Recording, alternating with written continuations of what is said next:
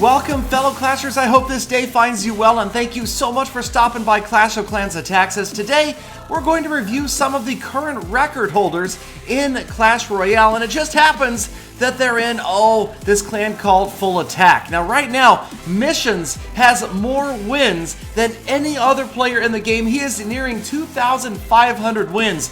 In fact, I'm guessing if you go check, by the time this episode comes out, he will have passed 2,500 wins. And it is battles like this that have got him there.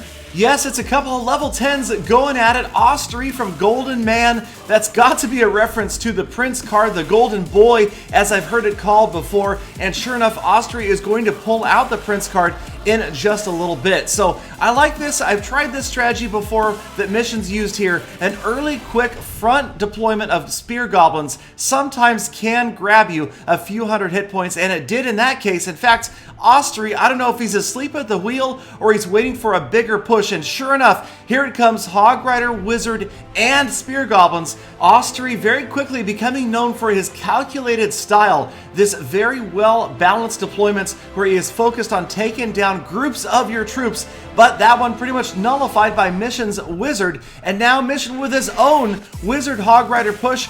A counter with the Prince card seems like a bad idea at first, but there he goes, tearing down the lane right to the tower. The Prince gets there and gets some significant damage in before he again is countered. The arrows counter the counter, and the counter, and next thing you know, we're in reset, nobody on the playing field, and they're just both building up elixir, getting ready for the next push.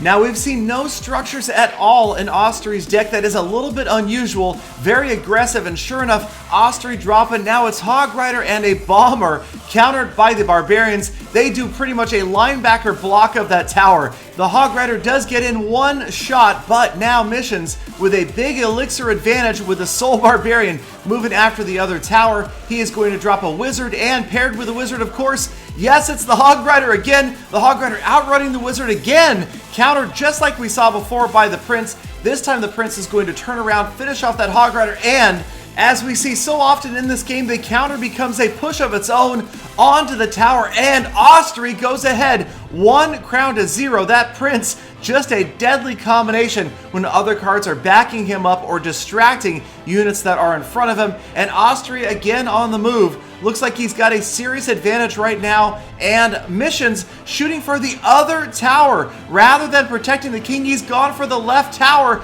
This is a risky move by Missions. Look at all the damage his king has taken. He finally drops a Tesla and a Wizard to counter, and on the left-hand side, you can see he almost got Ostry's tower down as well. And right here, it does not look good for Missions, but I love this next strategy choice. Missions goes for a hard push on the right lane. Yes, he goes after the tower with less damage done to it, drops a beautiful freeze spell, and ties the score. But not only does he tie the score, he's got that left tower just about down. But Ostry with the big push, less than 10 seconds left. He's got major pressure on the king. It looks like Missions is just about done. As the units clear out, the arrows come down, and no, 8 hit points remaining on the king's tower. Missions with the counter push, and that is going to end it. 5 seconds into overtime, Missions just barely ekes out Ostry 2 crowns to 1.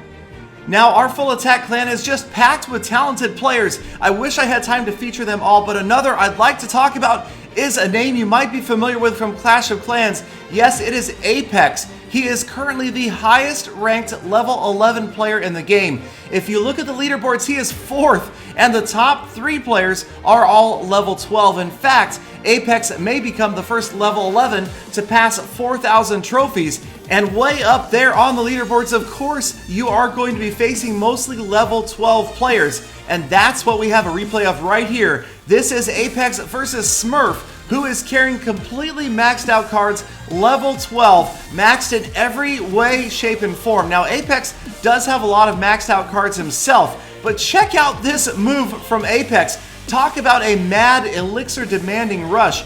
Apex is going to use the giant skeleton and the full-size P.E.K.K.A. together at the beginning of this battle as Smurf is dropping elixir collectors in the back. Big mistake. Smurf not able to counter this massive push And that is a strategy tip from Apex, and I have to agree. It's much like poker, where you should be playing your opponent's cards, not your cards. You need to read what they are doing, and that determines what you are going to do in turn and how you are going to behave. And right here, Apex has gone all in. He dropped the Hog Rider as well. The P.E.K.K.A just smashes that tower. The Hog Rider goes to finish off the Elixir Collector, and these units, now backed by Barbarians, are moving on to the King. And this is going to happen so fast, right before his eyes. Smurf has not a chance to react, nothing he can do to stop this, and Apex 3 crowns Smurf in just about 1 minute's time. So again, so many talented players in full attack and our family of FA clans. In fact, I've got a clan run by my mom, FA Zirconia. So check those out. Thank you guys once again for checking out Clash of Clans attacks, sticking around all the way to the end of this episode. Please do check out the Clash Royale YouTuber tournament. Get ready for global release. Hit that thumbs up button. Subscribe for the earliest possible update and sneak peek information. And I hope to see all of you back here again tomorrow for more full attacks.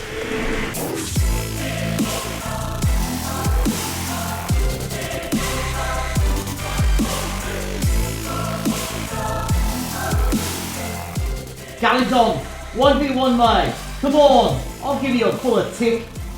A full heart tick.